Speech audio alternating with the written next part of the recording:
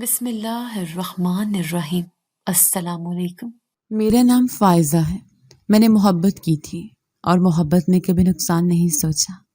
شاید اسی لیے انجام کا سوچے بغیر میں نے خود کو اس محبت کے حوالے کر دیا۔ میں ایک عام گھر کی لڑکی تھی، مگر تعلیم اور خوابوں میں خاص۔ میرا دل چاہتا تھا میں اپنی زندگی اپنے فیصلوں سے جوڑوں، اور یہی ہوا جب میری ملاقات عمیر سے ہوئی۔ یہ یونیورسٹی کے دن تھے۔ ایک روشن دوپہر لائبریری میں ایک میز پر میں بیٹھی تھی، نوٹس لکھ رہی تھی۔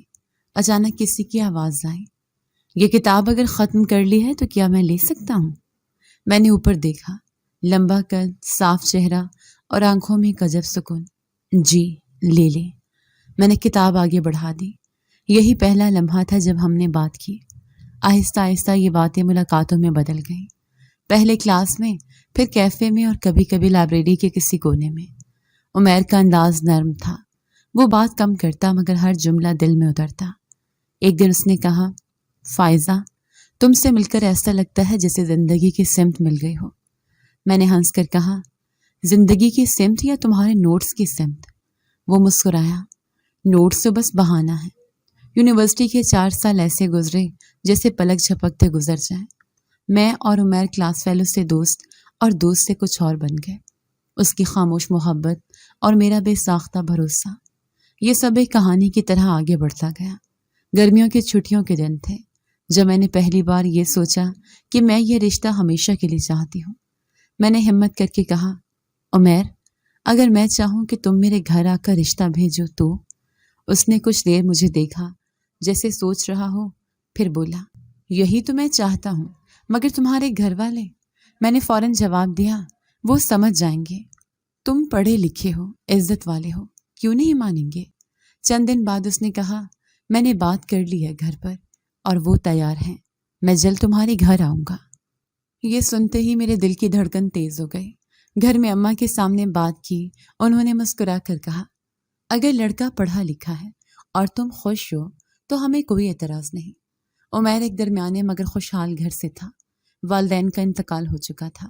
ایک بہن تھی جو شادی شدہ تھی اور اپنے گھر میں خوش تھی۔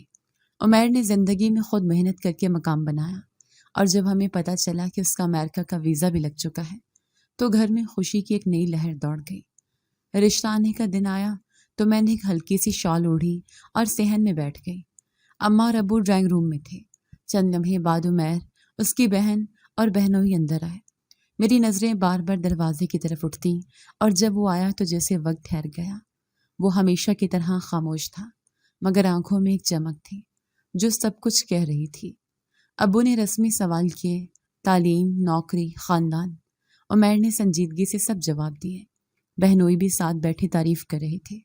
آخر میں ابو نے کہا، ہمیں لڑکے پر کوئی اعتراض نہیں، اور اگر فائزہ خوش ہے تو ہم رشتہ قبول کرتے ہیں۔ میرے چہرے پر ایک انجانی مسکراہٹ پھیل گئی۔ چند ہفتے بعد نکاح کی تاریخ طے ہو گئی۔ گھر میں گہما گہمی شروع ہو گئی۔ اماں ہر روز جہیز کی فہرست بناتی، بہنیں کپڑوں کے ڈیزائن دکھاتی، اور میں بس اپنی سوچوں میں عمیر کے ساتھ ایک نئی زندگی کا نقشہ بناتی۔ ایک شام میں اور عمیر کال پر بات کر رہے تھے۔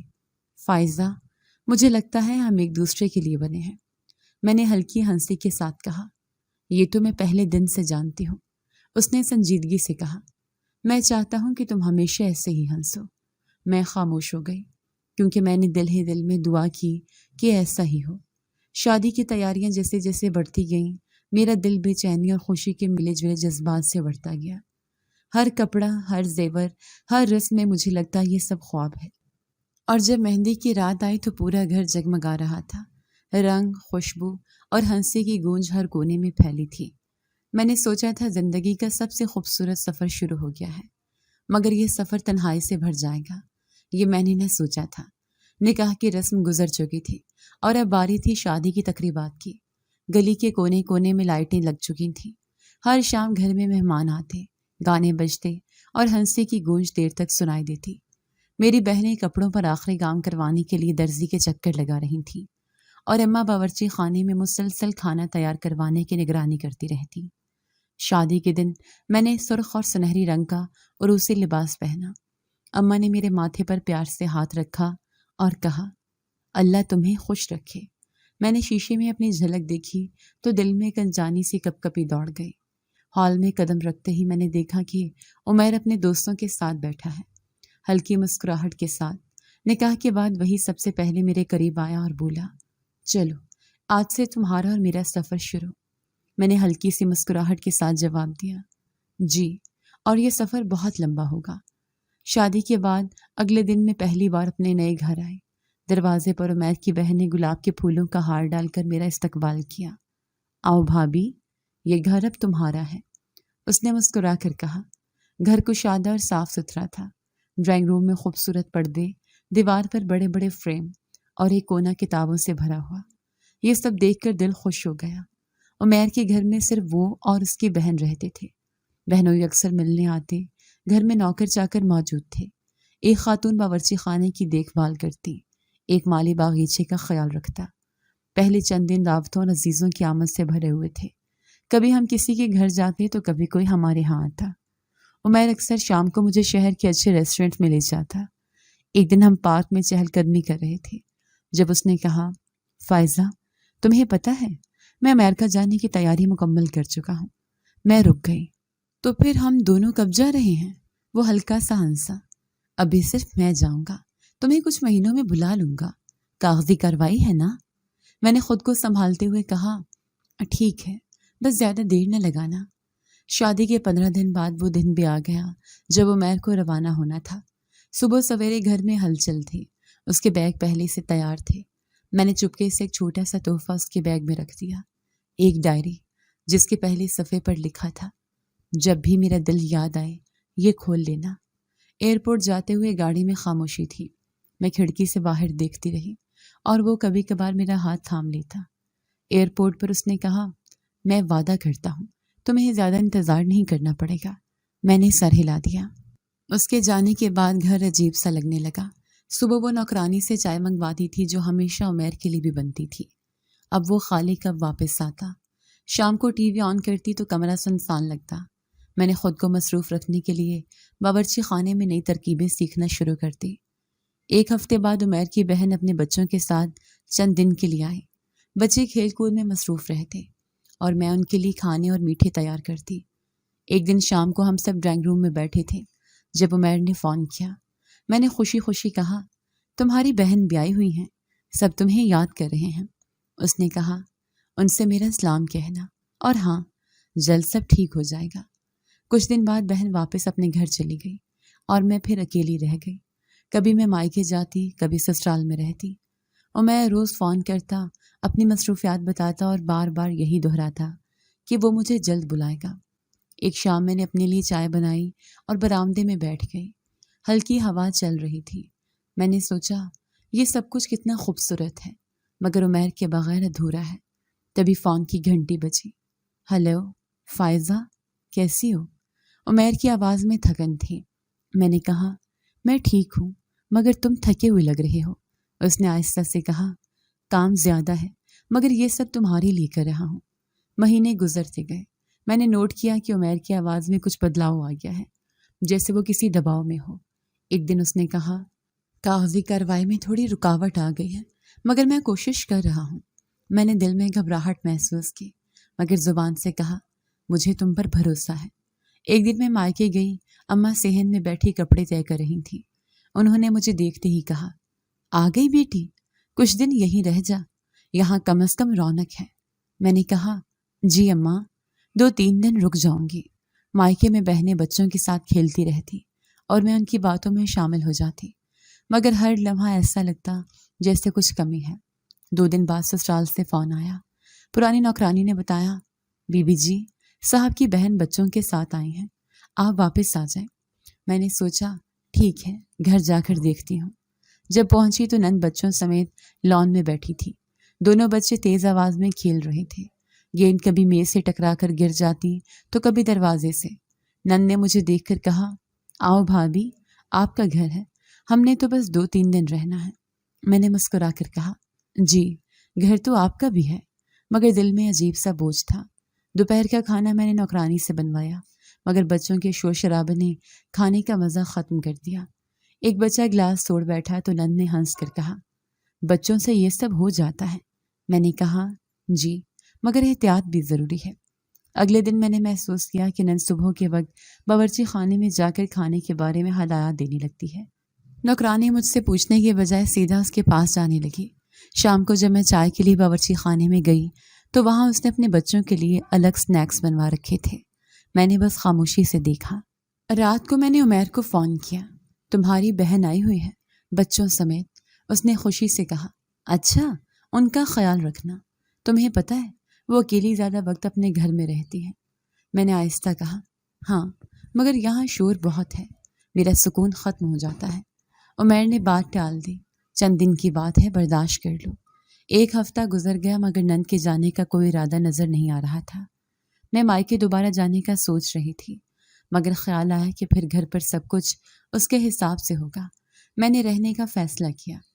ایک دن صبح میں نے دیکھا کہ وہ اپنے بچوں کے ساتھ ڈرائنگ روم میں پینٹنگ کر رہی تھی۔ فرش پر جگہ جگہ رنگ گر چکے تھے۔ میں نے کہا یہ سب قالین پر نہ گر جائے، دھبا رہ جائے گا۔ اس نے بے پرواہی سے جواب دیا صفائی ہو جائے گی۔ دن گزرتے جا رہے تھے اور میرے امریکہ جانے کی بے چینی بڑھتی جا رہی تھی۔ ہر روز میں سوچتی کہ کب فون آئے گا کہ اب تمہاری ٹکٹ تیار ہے۔ میں نے عمیر سے ایک دن کہا دیکھو میرا یہاں دل نہیں لگتا، تم مجھے جلدی بلا لو۔ اس نے پھر وہی جواب دیا کوشش کر رہا ہوں۔ ایک اتوار کی صبح نند نے کہا آج میں اپنے بچوں کو باہر کھلانے لے جاؤں گی، آپ بھی تیار ہو جائیں۔ میں نے بہانہ بنایا مجھے کچھ کام ہے۔ وہ چلی گئی اور میں نے سکون کی سانس لی۔ اس دوران مائکے کے چکر بڑھ گئے۔ میں 2-3 دن وہاں رہتی پھر واپس آ جاتی۔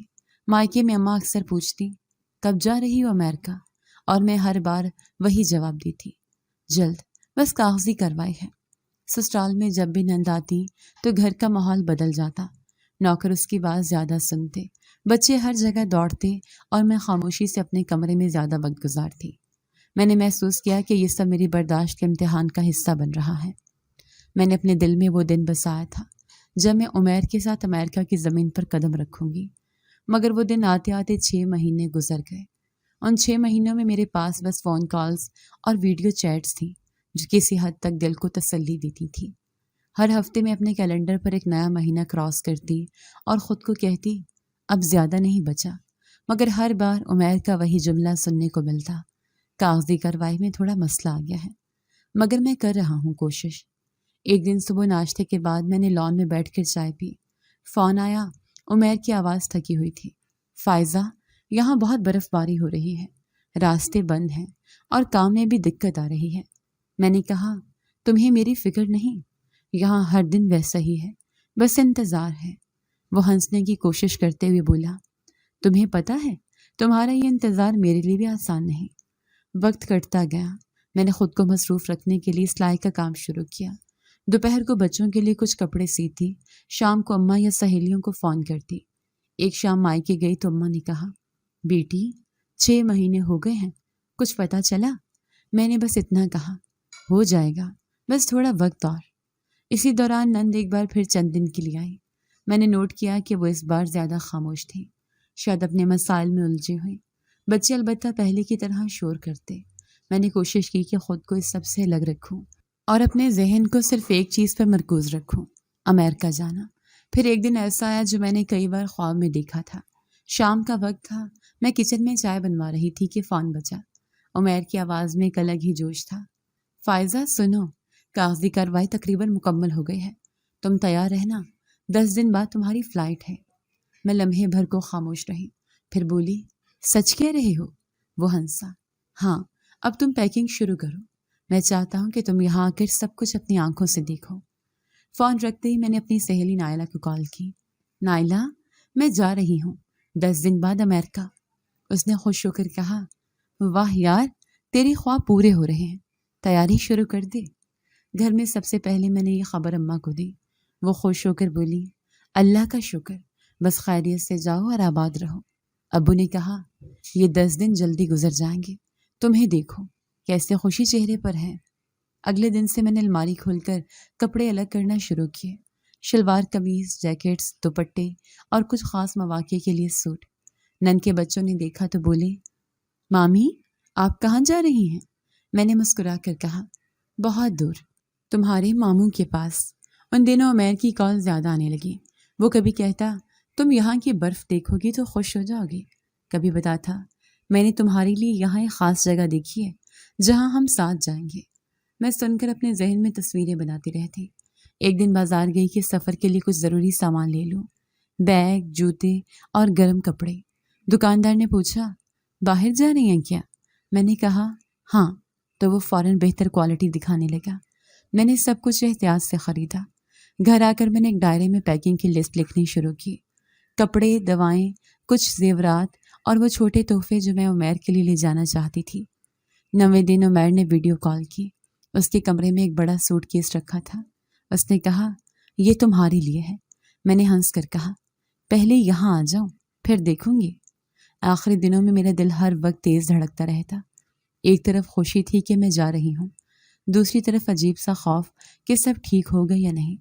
رات کو میں لمبی لسٹیں بناتی، بار بار سامان چیک کرتی۔ 2 دن پہلے میں نے نائلہ کو گھر بلایا تاکہ وہ بھی تیاری دیکھے۔ اس نے کہا یار تو جا کر ہمیں بھول ہی جائے گی۔ میں نے جواب دیا نہیں، ویڈیو کال پر بات کرتے رہیں گے۔ آخری رات میں نے بیگ کے زپ بند کرتے ہوئے سوچا کل سے سب کچھ بدل جائے گا۔ میں نے بستر پر لیٹ کر ایک بار پھر وہ منظر سوچا، ایئرپورٹ، جہاز اور پھر امریکہ کی زمین پر پہلا قدم۔ یہ وہ لمحہ تھا جو میں نے 6 مہینے سے اپنے دل میں سنبھال کر رکھا تھا۔ میں امریکہ جانے کی مکمل تیاری کر چکی تھی، بیگ بند، کاغذات تیار اور ذہن میں وہ لمحہ جب جہاز میں بیٹھوں گی۔ مگر فلائٹ سے صرف چند دن پہلے عمیر اچانک پاکستان آ گیا۔ اس نے کہا میں چاہتا تھا کہ تمہیں خود لے جاؤں، اسی لیے آیا ہوں۔ میں نے خوش ہو کر اس کا استقبال کیا۔ یہ تو بہت اچھا کیا تم نے۔ گھر میں اس کی آمد پر خوشی کی لہر دوڑ گئی۔ میں نے نوکرانی سے کہا آج کھانے میں سب سے بہترین ڈش بنانا۔ عمیر شام کو دوستوں سے بھی ملا اور رات کو بیٹھ کر سفر کے منصوبے بتانے لگا۔ وہ کہہ رہا تھا تم وہاں کی لائف دیکھو گی تو حیران رہ جاؤ گی، میں نے تمہارے لیے سرپرائز بھی رکھا ہے۔ میں نے پوچھا کیا سرپرائز؟ اس نے ہنستے ہوئے کہا پہنچ کر بتاؤں گا۔ عمیر کے آنے کے دوسرے دن صبح سویرے فون کی گھنٹی بجے۔ میں کچن میں تھی۔ عمیر نے فون اٹھایا اور اس کے چہرے کا رنگ فوراً بدل گیا۔ اس نے کہا کیا؟ کب؟ پھر جلدی سے جوتے پہنے اور مجھ سے کہا جلدی تیار ہو جاؤ، ہمیں ہسپتال جانا ہے۔ راستے میں نے پوچھا کیا ہوا ہے؟ اس نے سنجیدگی سے کہا شائستہ کے شوہر کا ایکسیڈنٹ ہو گیا ہے، حالت نازک ہے۔ ہسپتال پہنچے تو حالات ویسے نہیں تھے جیسے ہم نے سوچا تھا۔ ڈاکٹر نے کہا ہم معافی چاہیں گے مگر مریض دم توڑ چکے ہیں۔ شائستہ کوریڈور میں بیٹھے زارو قطار رو رہی تھی۔ اس کے بچے ماں کے پاس کھڑے سہمے ہوئے تھے۔ عمیر فوراً اس کے قریب گیا، اس کے کندھے پر ہاتھ رکھا اور کہا میں ہوں نا، فکر مت کرو۔ وہ بس روتی رہی۔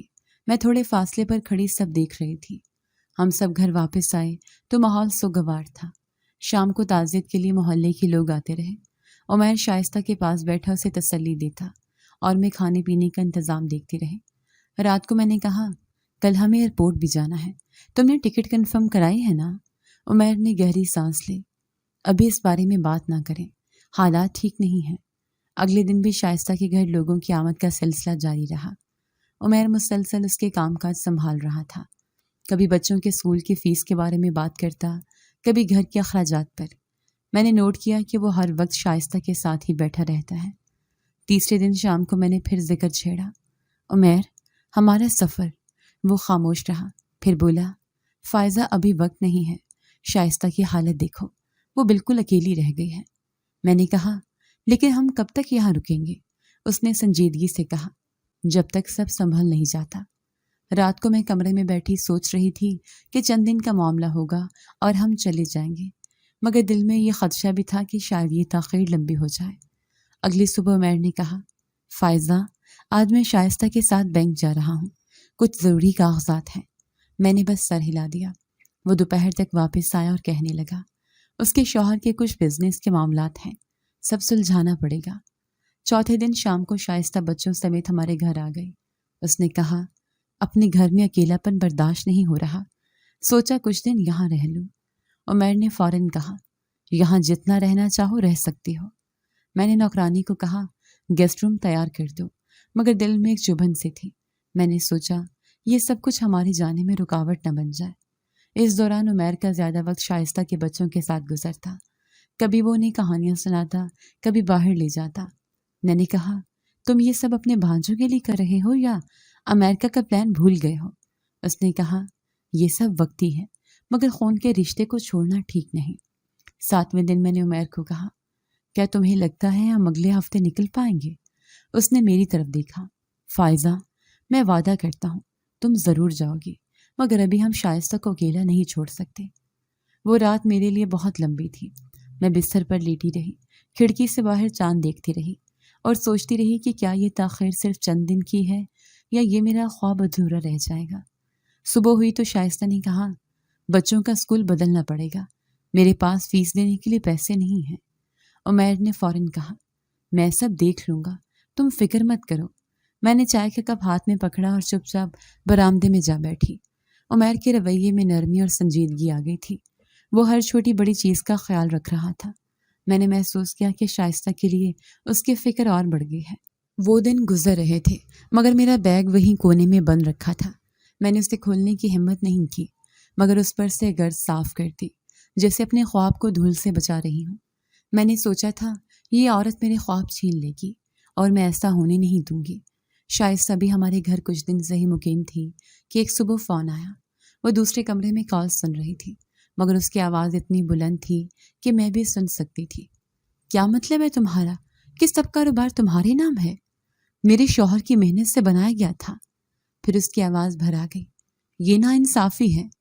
فون رکھتے ہی وہ صوفے پر بیٹھ گئی۔ عمیر فوراً اس کے پاس آیا۔ کیا ہوا؟ اس نے آنسو صاف کرتے ہوئے کہا دیور نے سب کچھ ہتھیا لیا ہے، کاروبار بھی اور گھر بھی، اب میرے پاس کچھ نہیں رہا۔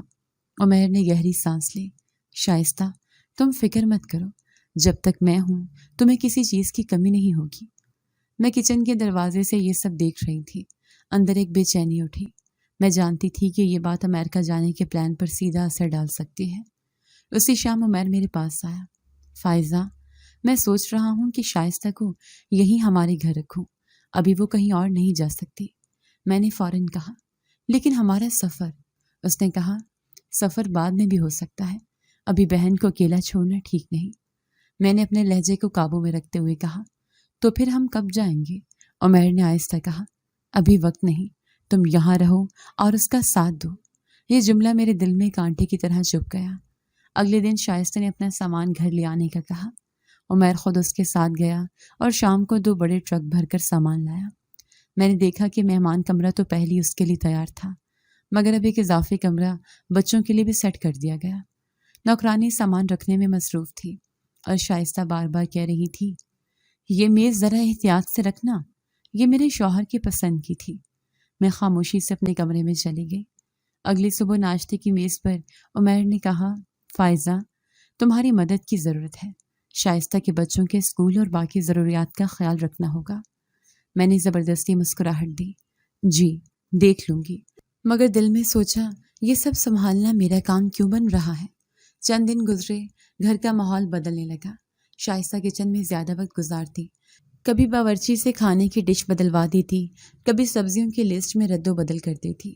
میں نے نوکرانی سے پوچھا یہ سب کس نے کہا؟ وہ بولا بی بی جی، شائستہ بی بی نے۔ ایک شام عمیر دیر سے گھر آیا۔ میں نے کہا کہاں تھی؟ اس نے بتایا شائستہ کے بچوں کے اسکول کے معاملات دیکھ رہا تھا۔ میں نے کہا یہ سب تمہیں کرنا چاہیے یا وہ خود کر سکتی ہے؟ اس نے برا سا منہ بنایا۔ وہ بھی اکیلی ہے، تمہیں سمجھنا چاہیے۔ اگلے دن میری ایک سہیلی نائلہ آئی۔ ہم برآمدے میں بیٹھے بات کر رہے تھے کہ شائستہ بھی آ گئی اور سیدھا گفتگو میں شامل ہو گئی۔ نائلہ کے جانے کے بعد میں نے کہا کاش تم کچھ وقت ہمیں اکیلا چھوڑ دیتی۔ وہ مسکرا کر بولی گھر تو سب کا ہے۔ عمیر کی توجہ اب زیادہ تر شائستہ کے مسائل پر رہتی۔ کبھی وہ اس کے ساتھ بینک جاتا، کبھی اس کے وکیل سے ملتا۔ میں نے کہا یہ سب کرتے کرتے ہمارا سفر مزید لیٹ ہو رہا ہے۔ اس نے سنجیدگی سے کہا فائزہ، ابھی یہ زیادہ ضروری ہے۔ ہفتہ گزرتا گیا، میرا بیگ وہی بند کونے میں پڑا رہا۔ میں نے ایک دن کہا تم کم از کم ٹکٹ کی تاریخ تو بتا دو۔ عمیر نے نظریں جھکا لی۔ ابھی کچھ کنفرم نہیں، شائستہ کے معاملات سلجھا لو تو آگے بڑھتے ہیں۔ شائستہ کا رہن سہن ایسے بدل رہا تھا جیسے یہ گھر اس کا اپنا ہو۔ وہ بچوں کے ساتھ ڈرائنگ روم میں کھیلتی، مہمانوں کے سامنے سب سے پہلے بیٹھ جاتی اور کبھی کبھی خود ہی چائے پیش کرنے لگتی۔ ایک دن میں نے باورچی سے کہا آج کھانے میں میری پسند کی ڈش بنانا۔ اس نے شرمندگی سے کہا بی بی جی، شائستہ بی بی نے پہلے ہی ہدایت دے دی ہے، آج بچوں کے لیے پاستا بنے گا۔ میں نے گہری سانس لی اور خاموش رہ گئی۔ رات کو میں نے عمیر سے کہا تمہیں پتہ ہے یہ سب کچھ میرے لیے آسان نہیں ہے۔ وہ بولا مجھے پتہ ہے، مگر تم میری بہن کو سمجھو، وہ مشکل وقت میں ہے۔ میں نے تلخی سے کہا مشکل وقت تمہارے لیے ہے یا میرے لیے؟ وہ کچھ دیر خاموش رہا، پھر بولا فائزہ، میں تم سے یہی امید کرتا ہوں کہ تم ساتھ دو گی۔ میں نے اپنے دل میں فیصلہ کر لیا کہ میں صورتحال کو ایسے ہی نہیں چھوڑوں گی۔ میرا خواب میرا ہے اور میں اسے یوں ہاتھ سے نہیں جانے دوں گی۔ میں نے ہر لمحہ اسے ٹھیس پہنچائی، مگر وہ پتھر کی طرح چپ رہی۔ شائستہ کے گھر آنے کے بعد سے میری برداشت کم ہوتی جا رہی تھی۔ اس کا ہر کام مجھے کھٹکتا، اس کے بچوں کا شور میرے کانوں میں گونجتا رہتا۔ میں نے طے کر لیا کہ اگر یہ یہاں رہی تو اسے ہر روز یہ احساس ہو کہ یہ گھر اس کا نہیں ہے۔ ایک شام میں نے دیکھا کہ بچوں نے لان میں پودوں کی مٹی کھود دی ہے۔ میں نے دونوں کو پکڑا اور اونچی آواز میں ڈانٹ دیا یہ سب کس نے سکھایا تمہیں؟ وہ رونے لگے۔ شائستہ آئی اور کہا بچے ہیں، کھیل رہے تھے۔ میں نے کہا کھیلنے کے اور طریقے بھی ہوتے ہیں، یہ کوئی جنگل نہیں۔ اس نے کچھ جواب نہیں دیا۔ میں نے جان بوجھ کر اس پر اور دباؤ ڈالنا شروع کر دیا۔ کبھی اسے برتن دھونے کو کہتی، حالانکہ نوکرانی موجود تھی، کبھی اسے کپڑے طے کرواتی۔ ایک دن میں نے اسے کہا آج رات کھانے میں بریانی بنا لو۔ اس نے خاموشی سے بنا دی، مگر میں نے سب کے سامنے کہا نمک کم ہے، یہ کھانے کا طریقہ ہے؟ وہ خاموش بیٹھی رہی۔ میں حیرانی اس بات پہ تھی کہ وہ کبھی پلٹ کر جواب نہیں دیتی تھی۔ میں سوچتی تھی کہ اب وہ تنگ آ کر سامان باندھ لے گی، مگر ایسا نہیں ہوا۔ وہ صبح وقت پر بچوں کو اسکول بھیجتی، گھر کے کام دیکھتی اور شام کو ان کا ہوم ورک کرواتی، جیسے یہ سب برداشت کرنا اس کی عادت ہو۔ ایک دن عمیر کی غیر موجودگی میں نے کہا تم یہاں کب تک رہنے کا ارادہ رکھتی ہو؟ اس نے صرف اتنا کہا جب تک بھائی چاہیں گے۔ اس کی یہ بات میرے دل میں آگ لگا گئی۔ میں نے عمیر سے ذکر چھیڑا شائستہ کے لیے الگ گھر کر دو، یہاں بھیڑ ہو گئی ہے۔ اس نے کہا فی الحال یہ ممکن نہیں، میں چاہتا ہوں وہ ہمارے ساتھ رہے۔ میں نے تلخی سے کہا پھر تم مجھ سے یہ امید مت رکھو کہ میں خوش رہوں گی۔ اسی دوران میں نے بچوں پر سختی اور بڑھا دی۔ اگر کوئی چیز گر جائے تو فوراً ڈانٹ دیتی، ہوم ورک غلط ہونے پر کتاب چھین لیتی۔ ایک دن بڑا بچہ رو پڑا تو شائستہ نے کہا بھابھی آپ آرام سے بات کریں۔ میں نے کہا یہ میرا گھر ہے، میں جیسے چاہوں بات کروں۔ کچھ دن بعد میں نے نوکرانی کو کہا کہ وہ روزانہ کے حساب سے سبزی کم لائے تاکہ کچن کا کنٹرول میرے ہاتھ میں رہے۔ شائستہ نے ایک دن کہا بچوں کے لیے پھل بھی آنا چاہیے۔ میں نے فوراً جواب دیا پھل جب ضرورت ہو تب آئیں گی، روزانہ نہیں۔ میں نے ایک ایسا کھیل کھیلا جس کا انجام میں نے کبھی سوچا بھی نہ تھا۔ شائستہ کی خاموش برداشت اب میرے لیے چیلنج بن چکی تھی۔ میں جانتی تھی کہ سیدھے طریقے سے یہ گھر نہیں چھوڑے گی، اس لیے مجھے کوئی اور راستہ نکالنا تھا۔ یہ موقع خود بخود میرے ہاتھ آ گیا۔ ایک شام عمیر گھر آیا تو اس کے ہاتھ میں ایک بھاری بیگ تھا۔ اس نے کہا یہ بزنس کا پیسہ ہے، کل صبح بینک میں جمع کروانا ہے۔ ابھی میرے پاس کچھ کام ہے، یہ تم رکھ لو۔ میں نے بیگ کا وزن محسوس کیا، نوٹوں کی خوشبو تک محسوس ہوئی۔ میں نے مسکرا کر کہا ٹھیک ہے، میں سنبھال لوں گی۔ رات کے کھانے کے بعد جب عمیر ڈرائنگ روم میں اپنے دوست کے ساتھ مصروف تھا، میں کچن میں گئی اور شائستہ کو آواز دی یہ پیسے تم اپنے کمرے میں رکھ لو، کل صبح بھائی کو دے دینا۔ اس نے چونک کر کہا میرے پاس کیوں؟ میں نے فوراً کہا میں تو چاہتی ہوں کہ تم بھی دیکھو کہ تم پر کتنا بھروسہ ہے، اور ویسے بھی میرے کمرے میں کچھ سامان زیادہ ہے، تمہارے پاس سیف ہے، وہاں رکھ دو۔ وہ تھوڑی ہچکچائے مگر پھر بیگ لے لیا۔ میں نے دیکھا کہ وہ سیدھی اپنے کمرے میں گئی اور چند منٹ بعد واپس آ کر بچوں کو کھانے پر بلانے لگی۔ مجھے پتا تھا کہ اس نے پیسے کہاں رکھے ہیں۔ رات کے آخری پہر جب سب سو گئے اور نوکرانی بھی اپنے کمرے میں جا چکی تھی، میں نے آہستہ سے اٹھی، قدموں کی آواز دبانے کے لیے چپل بھی نہیں پہنی۔ شائستہ کا کمرہ نیم تاریک تھا۔ میں نے احتیاط سے اس کی الماری کا دروازہ کھولا۔ بیگ وہیں رکھا تھا، بالکل ویسا جیسا دیا تھا۔ میں نے بیگ اٹھایا، نوٹوں کا ایک ایک بنڈل نکال کر پہلے سے تیار ایک دوسرا بیگ میں رکھ دیا اور اصل بیگ وہیں واپس رکھ دیا، مگر خالی۔ بیگ لے کر میں پچھلے دروازے سے باہر نکلی اور گلی کے کونے پر نائلہ سے ملی، جو میرا انتظار کر رہی تھی۔ میں نے کہا یہ رکھ لو، جب تک میں نہ کہوں کوئی نہ دیکھے۔ اس نے حیرانی سے پوچھا یہ سب کیوں؟ میں نے مختصراً کہا بس ایک کام ہے، تم فکر نہ کرو۔ اگلی صبح میں ناشتے کی میز پر تھی جب عمیر نے کہا، فائزہ پیسے لانا، بینک جانا ہے۔ میں نے مصنوعی بے فکری سے کہا، شائستہ بھائی کو وہ بیگ دے دو جو میں نے تمہارے پاس رکھا تھا۔ شائستہ فوراً اٹھی، مگر چند لمحوں بعد خالی ہاتھ واپس آئے۔ اس کے چہرے پر پریشانی تھی۔ بھائی بیگ تو وہیں رکھا تھا لیکن اب نہیں ہے۔ عمیر نے چونک کر کہا، کیا مطلب؟ تم نے اور کسی کو تو نہیں دیا؟ اس نے جلدی سے کہا، نہیں، کل رات کے بعد کسی نے ہاتھ بھی نہیں لگایا۔ میں نے موقع غنیمت جانا۔ یہ کیسے ممکن ہے؟ میں نے تو تمہیں کہا تھا کہ یہ اہم پیسہ ہے، تم نے کہیں اور تو نہیں رکھا؟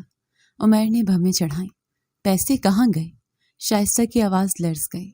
مجھے نہیں معلوم، میں بچوں کی قسم کھا کر کہتی ہوں کہ میں نے نہیں نکالے۔ میں نے کہا، عمیر میں نے تمہیں کہا تھا نا کہ اس پر بھروسہ کرنا ٹھیک نہیں۔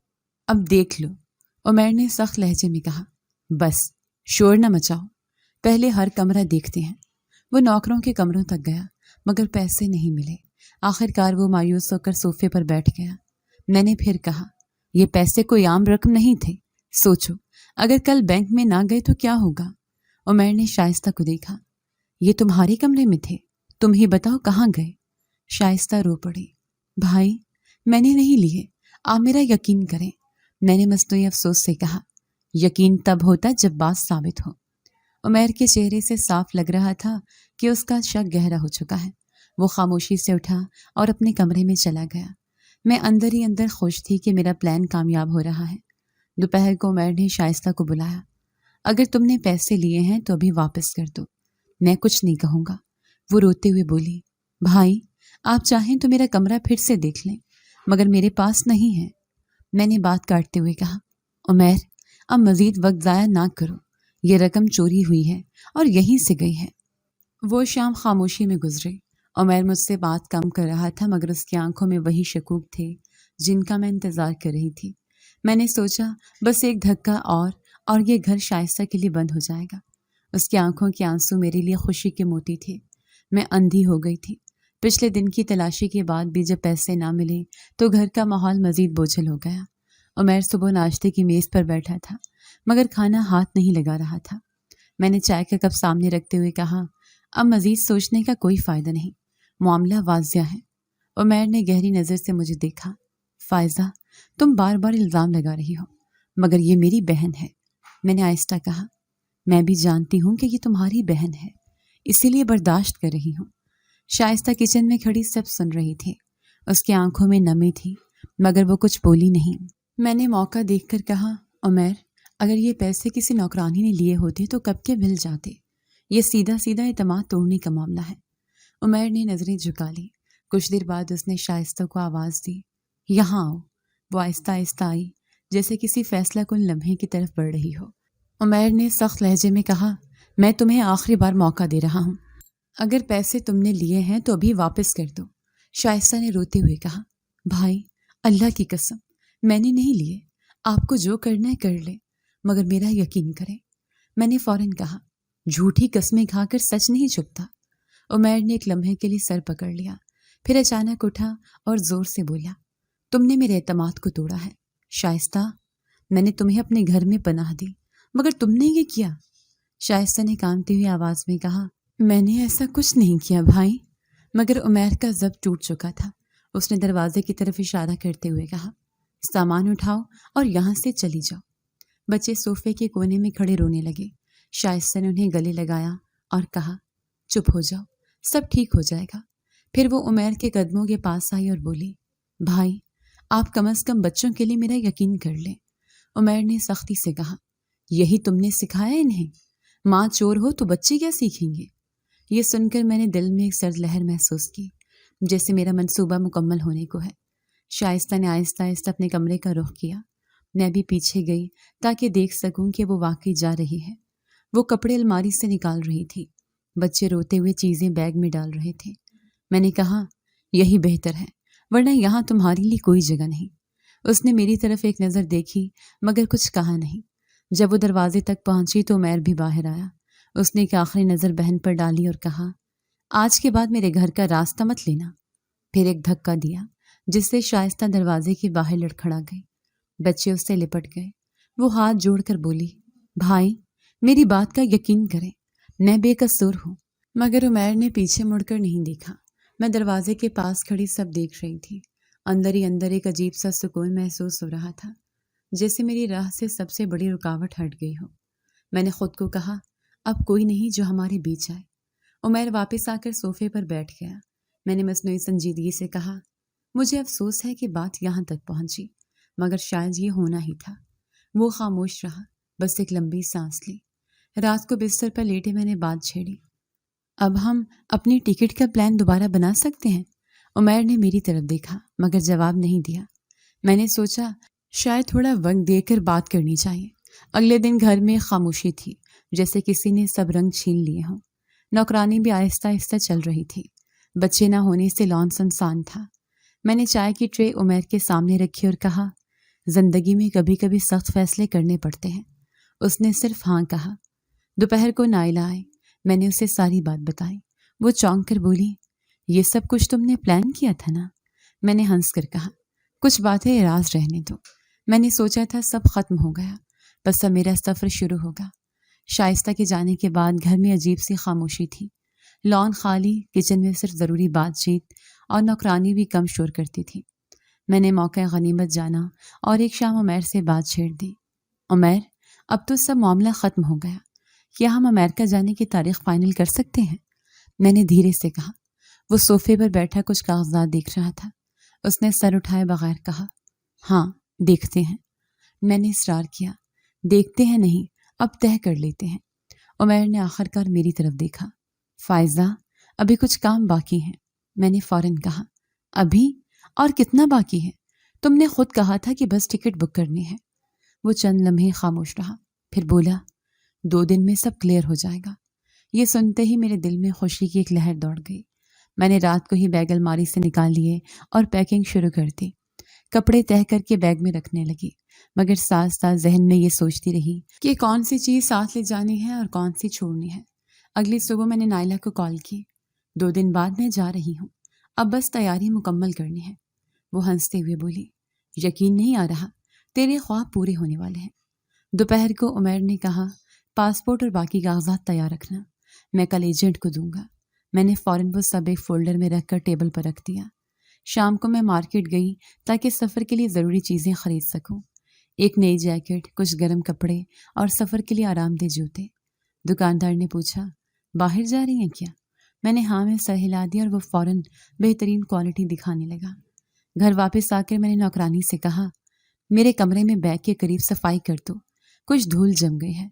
بیگ کے گرد صاف کرتے ہوئے میں بار بار سامان چیک کرتی، فہرست دیکھتی اور دوبارہ ترتیب دیتی۔ اگلی صبح عمیر نے ناشتہ کرتے ہوئے کہا، کل ہم فلائٹ کے ٹائم کے مطابق ایئرپورٹ چلیں گے۔ میں نے خوشی سے کہا، تو پھر آج باقی چیزیں مکمل کر لیتے ہیں۔ دن بھر میں نے کپڑے، زیورات اور چھوٹے تحفے الگ کیے جو میں امریکہ ساتھ لے جانا چاہتی تھی۔ ایک چھوٹا سا پیکٹ میں نے خاص طور پر عمیر کے لیے بنایا، جس میں وہ ڈائری تھی جو میں نے شادی کے بعد دی تھی۔ دوپہر کے بعد میں نے نائلہ کو گھر بلا لیا تاکہ وہ تیاری دیکھ سکے۔ وہ بیگ کے قریب بیٹھی چیزیں دیکھتی رہی اور بولی، یار یہ سب تو بڑے مزے کی لگ رہی ہیں، وہاں جا کر تو اور بھی خوش ہو جائے گی۔ میں نے ہنستے ہوئے کہا، ہاں اب یہ سب بس 2 دن کے بعد ہے۔ رات کو میں نے بیگ کے زپ بند کرتے ہوئے سوچا، یہ بیگ میری نئی زندگی کی کنجی ہے۔ میں نے بیڈ کے قریب بیگ رکھا تاکہ صبح جلدی تیار ہو سکوں۔ اگلے دن عمیر صبح جلدی نکل گیا۔ میں نے اسے فون کیا، کہاں گئے ہو؟ اس نے کہا، کچھ ضروری کام ہے، شام تک آ جاؤں گا۔ میں نے ہلکے پھلکے لہجے میں کہا، واپس آ کر تیاری دیکھ لینا، سب تیار ہے۔ دن کے باقی حصے میں نے کھانے کے انتظامات مکمل کیے تاکہ جانے سے پہلے گھر سب کچھ صاف ستھرا ہو۔ نوکروں کو ہدایات دیں کہ میری غیر موجودگی میں گھر کا خیال رکھیں۔ شام کو عمیر آیا تو میں نے بیگ کھول کر اسے دکھایا، یہ دیکھو سب پیک ہے۔ وہ خاموشی سے بیگ دیکھتا رہا، پھر بولا، ہماری فلائٹ صبح 7 بجے کی ہے، رات کو ایئرپورٹ کے لیے نکلیں گے۔ یہ سن کر میں نے دل ہی دل میں شکر ادا کیا۔ وہ رات میں نے اپنی پسندیدہ چائے پی اور ذہن میں وہ سب منظر لائے جو امریکہ میں میرا انتظار کر رہے تھے۔ میں نے سوچا، یہ سفر صرف جگہ بدلنے کا نہیں، زندگی بدلنے کا ہے۔ مجھے اندازہ نہیں تھا کہ یہ 2 دن اتنے بڑے موڑ لے کر آئیں گے۔ میرے پیروں تلے زمین نکل گئی اور میری کہانی کا پہلا صفحہ جل گیا۔ میں اگلے دن جانے کی تیاری میں بیٹھی تھی، بیگ بند، کاغذات تیار اور ذہن میں امریکہ کی تصویریں۔ شام کا وقت تھا۔ میں نے نوکرانی کو کہا، کھانا ذرا جلدی تیار کر دینا، رات کو آرام سے کھا لیں گے۔ اسی دوران دروازے پر زور کی دستک ہوئی۔ میں سمجھ رہی تھی شاید عمیر آیا ہے، مگر جیسے ہی دروازہ کھولا میری سانس رک گئی۔ سامنے عمیر کھڑا تھا، مگر اکیلا نہیں، اس کے ساتھ ایک لڑکی تھی، مکمل عروسی لباس میں، زیورات اور مہندی کے ہاتھ، آنکھوں میں خوشی کی چمک۔ میں نے ہکلاتے ہوئے کہا، یہ کون ہے؟ عمیر نے اس کا ہاتھ تھاما اور اندر آتا ہوا بولا، یہ میری بیوی ہے، میری دوسری بیوی۔ میرے کانوں میں جیسے گھنٹیاں بجنے لگی۔ کیا مطلب ہے تمہارا؟ تم مجھ سے محبت کرتے ہو اور تم نے یہ کیا؟ عمیر کا لہجہ ٹھنڈا مگر کاٹدار تھا۔ جس طرح تم نے میری بہن کو بے عزت کر کے گھر سے نکالا، اسی طرح میں بھی دوسری شادی کر سکتا ہوں۔ میں نے قدم پیچھے ہٹائے۔ تم مجھ سے اس طرح بدلہ لے رہے ہو؟ وہ بولا، یہ بدلہ نہیں، یہ فیصلہ ہے۔ تم نے میرے خونی رشتے کو توڑا، میں تمہارے ساتھ اپنے رشتے کو نہیں بچا سکتا۔ میں نے اس لڑکی کی طرف دیکھا جو خاموش کھڑی تھی، مگر اس کے چہرے پر کوئی جھجک نہیں تھی۔ وہ آہستہ سے صوفے پر بیٹھ گئی، جیسے یہ سب اس کے لیے معمول کی بات ہو۔ عمیر نے کہا، یہ عورت جسے میں دلہن بنا کر لایا ہوں، اس نے وعدہ کیا ہے کہ وہ میری بہن کا خیال رکھے گی۔ میں نے تیز لہجے میں کہا، یعنی میری جگہ لینے آئی ہے؟ اس نے جواب دیا، نہیں، تمہاری جگہ کوئی نہیں لے سکتا، کیونکہ وہ جگہ خالی ہے۔ میری آنکھوں میں آنسو آ گئے، مگر غصہ ان پر غالب تھا۔ عمیر، میں نے جو کچھ کیا تمہارے لیے کیا، تمہارے ساتھ رہنے کے لیے کیا۔ وہ بولا، اگر تم مجھ سے اتنی محبت کرتی تو میری بہن کو عزت دیتی، نہ کہ اسے رلا کر نکالتی۔ میں نے گہری سانس لی اور کہا، تو تم نے سب کچھ اسی ایک دن میں طے کر لیا؟ عمیر نے سرد لہجے میں کہا، میں نے یہ طے تب کیا جب تم نے پہلی بار اس پر الزام لگایا اور میں نے دیکھا کہ تم میں کوئی پچھتاوا نہیں۔ وہ نئی دلہن اٹھی اور بولی، میں اپنے کمرے میں جا رہی ہوں۔ عمیر نے سر ہلایا اور وہ سیدھی اوپر کے کمرے میں چلی گئی۔ میں نے سختی سے کہا، تو اب تم چاہو گے کہ میں یہ سب برداشت کروں؟ وہ بولا، برداشت کرنا تمہارے لیے مشکل ہوگا، اس لیے بہتر ہے تم الگ ہو جاؤ۔ یہ سن کر میرا جسم سن ہو گیا۔ میں نے کہا، یعنی تم مجھے طلاق دو گے؟ عمیر نے کہا، یہ بھی ممکن ہے۔ پھر وہ اٹھ کر کچن کی طرف چلا گیا، جیسے یہ بات محض روزمرہ کا معاملہ ہو۔ میں نے کرسی پر بیٹھ کر خود کو سنبھالنے کی کوشش کی۔ دماغ میں ہر وہ لمحہ گھوم رہا تھا جب میں نے اس گھر میں اپنی جگہ بنانے کے لیے محنت کی تھی، مگر اب ایک جھٹکے میں سب کچھ بدل چکا تھا۔ کچھ دیر بعد وہ واپس آیا اور بولا، آج رات ہم سب کھانا ساتھ کھائیں گے، یہ مہمان نوازی کا اصول ہے۔ میں نے طنز سے کہا، اور کل مجھے گھر سے نکال دو گے؟ وہ بولا، کل کا فیصلہ کل ہوگا، لیکن آج یہ حقیقت ہے کہ تم اور میں اب ایک ساتھ نہیں چل سکتے۔ کھانے کی میز پر میں نے دیکھا کہ وہ نئی دلہن سکون سے کھا رہی تھی۔ عمیر اس سے آہستہ آہستہ بات کر رہا تھا، جیسے میں وہاں موجود ہی نہیں۔ کھانے کے بعد میں اپنے کمرے میں آئی اور بیگ کھولا۔ میں نے ایک ایک کپڑا نکالا اور بستر پر پھینک دیا۔ یہ بیگ جو امریکہ جانے کے لیے تیار تھا، اب میرا سامان باندھنے کے لیے تیار ہو رہا تھا، مگر منزل مختلف تھی۔ میں نے سوچا، یہ انجام میں نے خود اپنے ہاتھوں سے لکھا ہے، اور کمرے میں خاموشی چھا گئی، جس میں بس میرا دل دھڑک رہا تھا اور باہر سے برتنوں کی آواز آ رہی تھی۔ میں جلتی رہی، مگر اب یہ آگ میرے ہی وجود کو کھا گئی۔ جو کرتا ہے وہی بھگتنا پڑتا ہے۔ اگلی صبح دروازے پر دستک ہوئی۔ میں نے کھولا تو سامنے شائستہ کھڑی تھی، بچوں کے ساتھ۔ اس کے ہاتھ میں 2 چھوٹے بیگ تھے اور چہرے پر تھکن کے آثار۔ اس نے اندر آتے ہی کہا، بھائی، میں صرف بچوں کے کچھ کپڑے لینے آئی ہوں۔ عمیر نے کمرے سے نکلتے اسے دیکھا، پھر آہستہ سے بولا، یہ تمہارا ہی گھر ہے، جو چاہو لے لو۔ میں نے موقع غنیمت جانا اور کہا، شائستہ، تمہیں پتا ہے جو کچھ ہوا وہ حالات کی وجہ سے ہوا۔ وہ میری طرف دیکھ کر بولی، فائزہ، میں نے تو تمہیں معاف کر دیا ہے، لیکن بھائی معاف کریں گے یا نہیں، یہ ان پر ہے۔ عمیر نے بیچ میں کہا، میں معاف نہیں کر سکتا۔ تم نے میری بہن کو رلایا، گھر سے نکالا، الزام لگایا، یہ سب میں کبھی بھول نہیں سکتا۔ میں نے ہاتھ جوڑ کر کہا، عمیر، میں نے غلطی کی، لیکن تمہیں یاد ہے میں نے یہ سب تمہارے لیے کیا۔ وہ بولا، محبت میں کسی کا گھر نہیں توڑا جاتا، تم نے میرے لیے نہیں، اپنے لیے کیا۔ شائستہ بچوں کو ساتھ لیے اپنے بیگ سمیٹنے لگی۔ میں اس کے پیچھے گئی اور کہا، کم از کم تم تو میرا ساتھ دو، بھائی سے بات کرو۔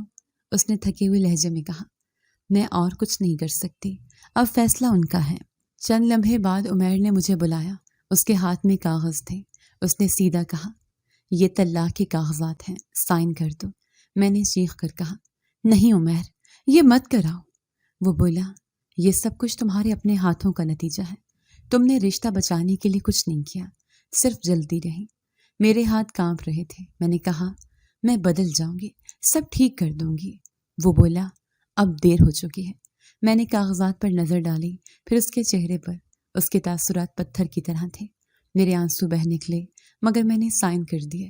شائستہ نے ایک لمحے کے لیے میری طرف دیکھا، پھر بچوں کو لے کر باہر نکل گئی۔ عمیر اس کے پیچھے گیا اور میں اپنے کمرے میں بند ہو گئی۔ بیگ وہیں پڑا تھا، مگر اب اس کا مطلب بدل چکا تھا۔ 2 دن بعد میں مائکے واپس آئی۔ اماں نے دروازہ کھولا تو چہرے پر حیرت تھی۔ یہ کیا حال بنا رکھا ہے؟ میں نے روتے ہوئے کہا، اماں، طلاق ہو گئی۔